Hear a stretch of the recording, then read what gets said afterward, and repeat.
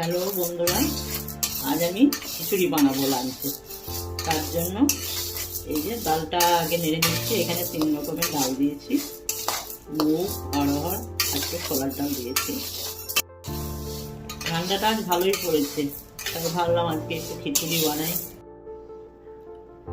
চলো এবার এসবগুলো সব ভেজে নেওয়া যাক।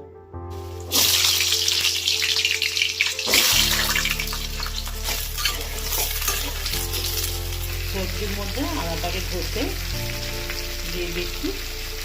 এবারে আস্তে আস্তে সব মশলাগুলো দিয়ে দেবো। হলুদ গুঁড়ো, ধনে গুঁড়ো, জিরে গুঁড়ো সব আমি দিয়ে নাড়াচাড়া করবো।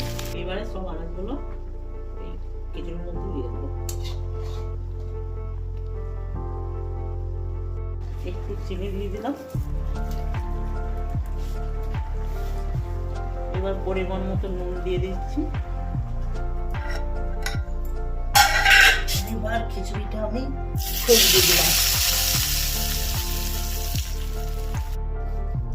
নুন হলুদ মাখিয়ে নিচ্ছি। বেগুন আমি ভাজবো।